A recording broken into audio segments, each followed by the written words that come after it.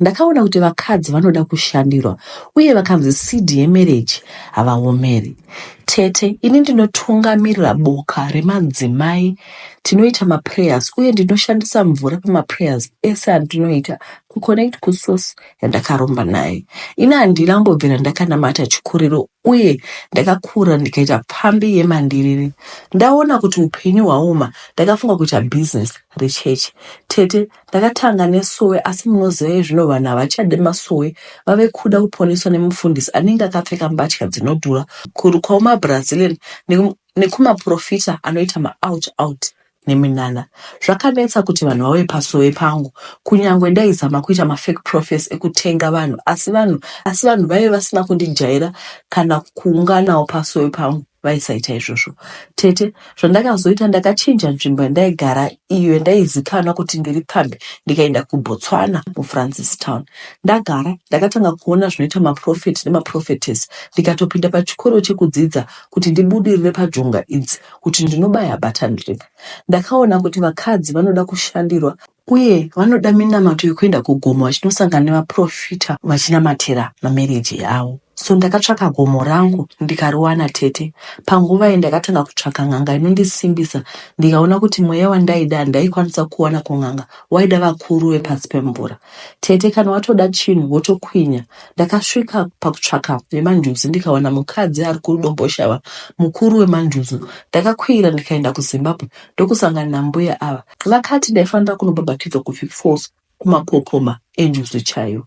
Ndakambotya, asi mbuya ava vakati usatya, hausi wekutanga uye ukaita basa rako nemazvo, njuzi ichagara pauri, ichakupa mari yakawanda. Tete, takaronga rwendo rwekuFig Falls ndokuenda kuna Zambezi kuFig Falls. Takapinda munzvimbo isevashani, asi pataenda ndiko kunoitirwa madhina akawanda nemanjuzi. Taenda kudaro ndakanzi ndipfeke hembe chena, asi mbuya ndivo vakatanga kuenda murwizi. Vakataura zvandaisanzwa. Tete, panguva iyi ndaisava ndege, ndaitova nevamwe maprofita vaivauya kuzosimbiswa zvakare.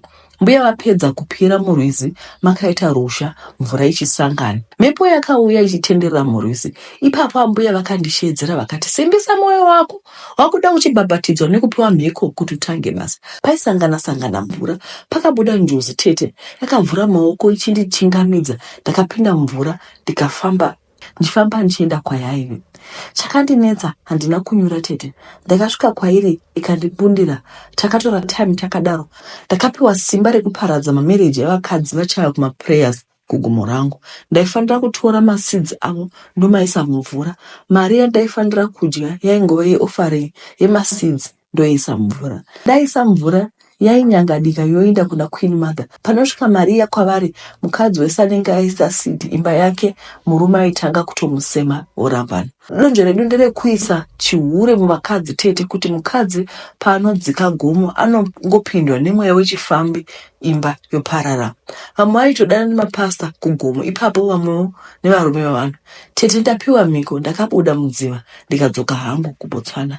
Ndakatanga interdenominational prayer group yakava walk over nekuti ndaive ndazvirombera. Tete, ndakaita mbiri ndikaita chaunga, asi dambudziko vakadzi offering chayo vaibvisa seed. Tete, zvekuti ndakatanga kuchiva mari iyoyo.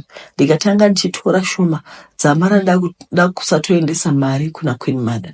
Ndakapiwa warning kasingaperi, asi mari kana yonanga kudya hauteereri zvisina basa. Tete, nawo dambudziko ravapo ndiri kuti ndikanamatira vanhu ndinochinja kuita kunge njuzu, ndogona kuita usiku hwese uhu ndisisiri normal. Hazviitike kugomo, asi kumba ndinongoti ndichipinda mumba mandinorara zvobva zvatochinja. Pamwe vandinogara navo vanosvika pakutomboda kundiuraya ndachinja. Maid akapinda murumu mangu akaona mashura aya. Lake akabuda. Tete, kunodana vanhu ndokubuda kwandakaita murumu ndichinowandawo. Tete, kugomo ndinoti ndikasaenda vana vesangano vanouya kumba nematambudziko avo, ndikangovabatsira zvatondipira.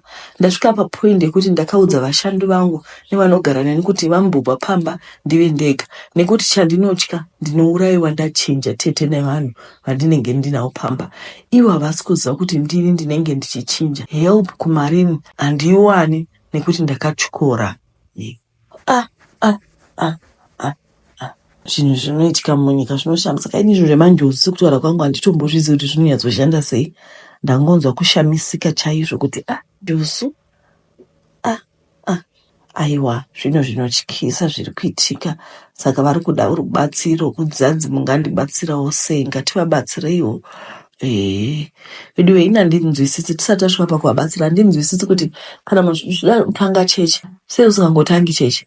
Vanhu vanoda simba rekuti faya modonha, ndo simba ramunenge muchida nemari yekuitisa mamirako. Saka muri kuti Mwari haana simba here kana kuti Mwari haasi wedhirama. Mwari hakupiwi zvekuita dhirama, saka dhirama munoriwana pasi pemvura zvokuti kana ukasvika vanhu vose vanobva vadonha. Ndozvandiri kutoona vanhu vari kuenda kunotsvaka simba rekudonhedza vanhu, nekuti zvinhu zvekwaMwari zviri calm. Simba raMwari haripapariki. Patinongosvika muchechi paya vanhu tongonamatira maproblem, utoziva kuti apa wanamata zvinhu zvako zvichatoita, ungoti amen. Hatidonhi kana kuita zvimwe zvinhu zviri abnormal. Saka handizivi kuti izvozvo ndo zvisingadiwi nevanhu. Vanhu vanoda kunzwa kanzi Holy Ghost fire, vanhu vodonha, Holy Ghost fire, vanhu vodonha. And ndo zvinenge zvichida vanhu.